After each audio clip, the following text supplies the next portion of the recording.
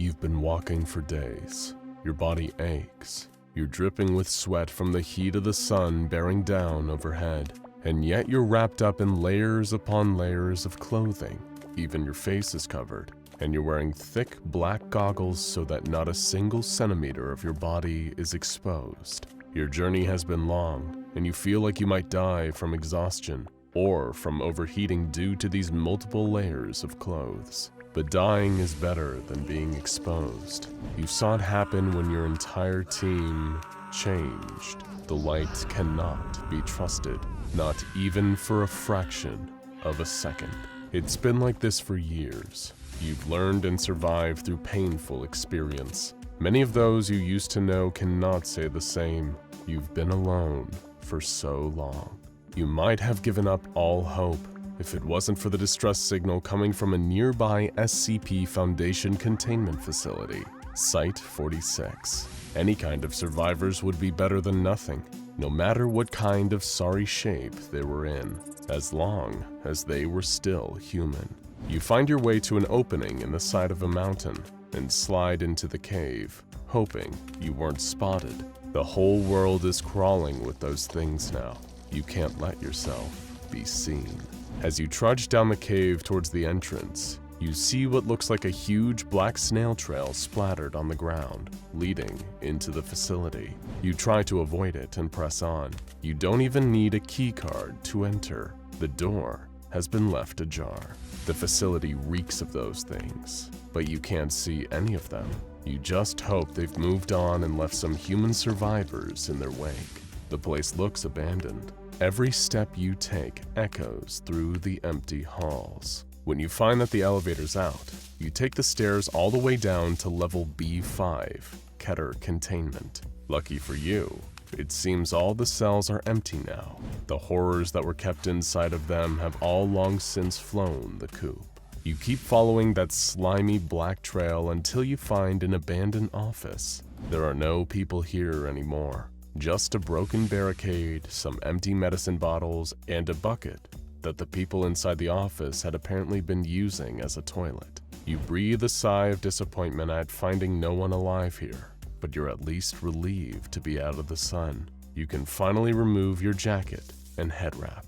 With your uncovered eyes, you notice that a nearby computer terminal is still powered up. You sit down at the desk and turn on the monitor. Because of the emergency procedures put into place in a K-class scenario like this, safeguards no longer apply. You can access all the information you need, up to and including finding out what actually happened. In the dull glow of a nearby emergency light, you see a dark shape slumping through the halls in shadow. You tense up, then exhale as it slithers off into an adjoining hall. You're safe, for now.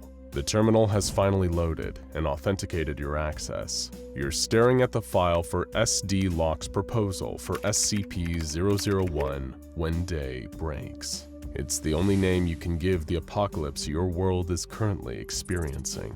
This is one of the only anomalies in the entire history of the SCP Foundation to be given the Apollyon Containment Class, meaning containment is truly impossible. SCP-001 is the most dangerous enemy that the Foundation and planet Earth has ever faced. It's always been the principle of the SCP Foundation to battle in the dark so that the civilian world can thrive in the light. But now the light has become the enemy. Anyone exposed to any amount of sunlight for even the briefest period of time is subjected to the effects of SCP-001, and those effects are beyond horrifying. The SCP Foundation Administrator released an urgent memo telling Foundation personnel to make their way to Site-19 at all costs, because they need all the help they can get. Those exposed to SCP-001 in the process are no longer considered human. Their new designation is SCP-001-A. These new entities are to be avoided at all costs. But in case of emergencies, the administrator says it is permitted to cut off parts of your transformed comrades and eat them to avoid starvation. The memo empathically states that no attempt should be made to kill them, since you won't succeed. You'll just put yourself at risk.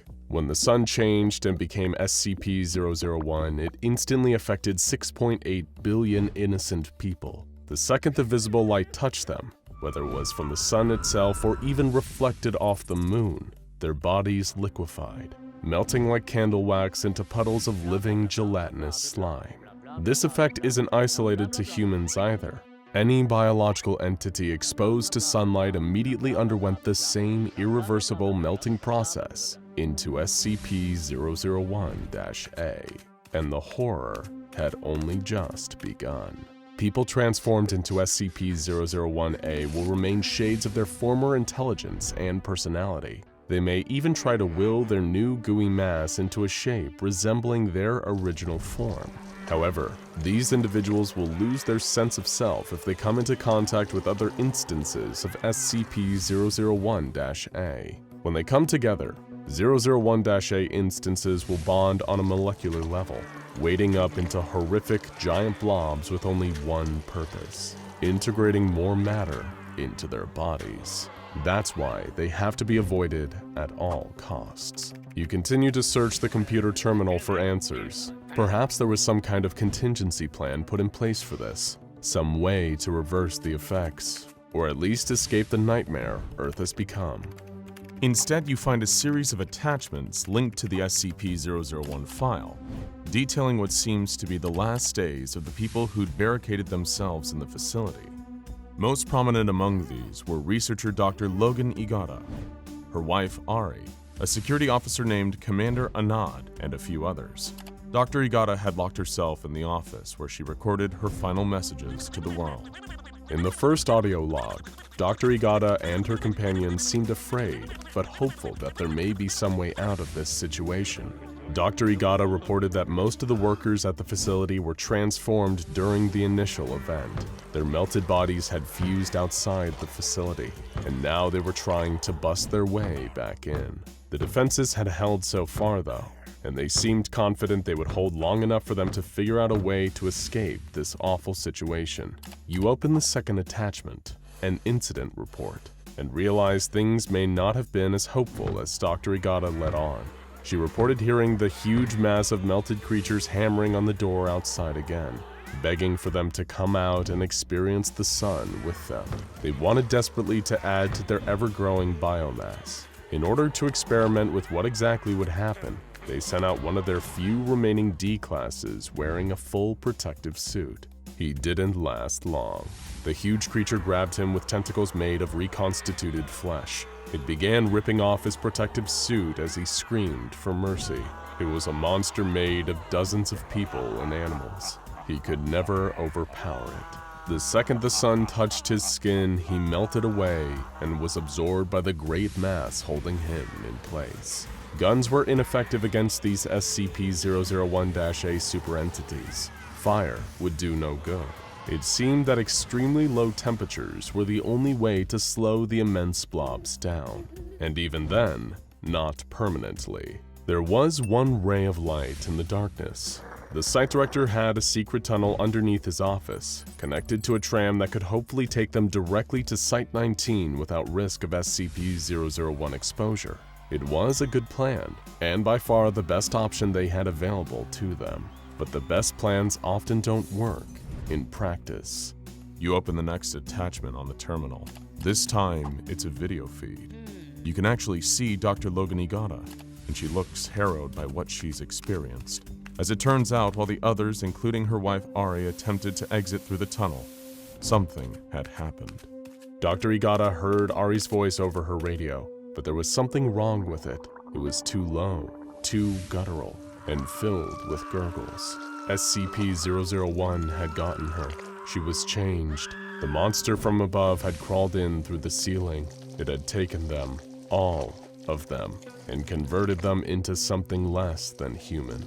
Any hope of escape now seemed gone. Ari told Dr. Igata that it would be fine, that it was such a bright, beautiful day outside, and she was wasting it locked up inside that office. She tormented Dr. Igata with shared memories of their life and love, of that day in the sun where they bound their lives together. The monster with Ari's voice did everything it could to try to convince her to give up and join them. but she wasn't ready to go just yet. You look away from the screen when you hear a sound in the corner. You see a dark puddle of some unknown substance, and then some skeletal hands rising out of it. The hands are pulling themselves out of the puddle, followed by a skeletal face covered in matted hair. You have to stop yourself from screaming until a flash from a nearby security light makes the figure disappear. It's a normal puddle once again. Your mind is playing tricks on you. You open the next attachment, another video, and see that Dr. Igata's condition has deteriorated. She looked pale, frantic, and thin. She was using a knife to draw her own blood onto a piece of blood-stained parchment covered in strange symbols. Igata ranted about her theory. What if 001 took the minds and bodies of its victims, but not their souls? Through performing some kind of arcane blood ritual, she hoped to at least rescue and keep the soul of Ari, even if her mind and body were lost. You open the next attachment. It seemed that Agata's ritual worked, but not in the way she hoped. The twisted soul of Ari, driven mad by SCP-001, had taken over the file. It begins corrupting the text of the SCP-001 file into crazy ranting about how futile it is to fight. It then cuts to an even more frightening video feed. Dr. Igata, in her sleep, tossing and turning in a makeshift bed in the corner of her office. The camera approaches her, in first person, and lingers over her sleeping body. An oily skeletal hand reaches past the camera and runs its fingers through Dr. Igata's hair. It's that exact same hand you saw reaching out of that black puddle earlier. You must have seen Ari's lingering spirit. With a lump in your throat, you open the next attachment and watch the video. You see Dr. Igata, now truly broken. She'd been haunted by Ari's demonic spirit for a long time now, and it has clearly taken its toll. She is waving around a handgun while she speaks. She now believes there's only one way to escape, but not like this. She doesn't want the gun to draw attention to her body.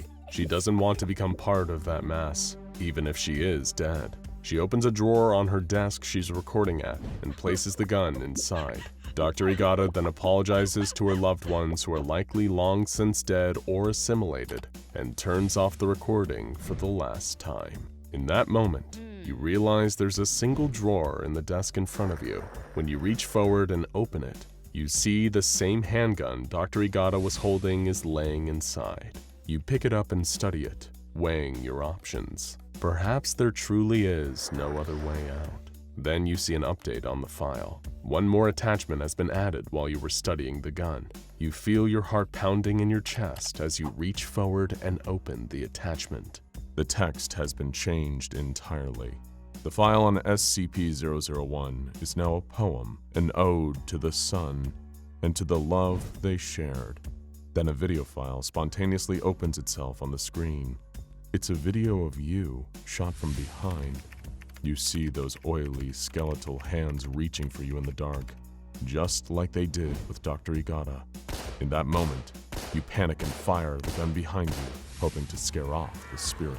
Instead, the sound of the gunshots attracts something far worse. The immense blob of screaming, melted flesh charges towards the office. You try to barricade the door, but it is not enough. The flesh seeps and bursts through and grabs you in its meaty tentacles. You scream and try to escape, but it won't save you.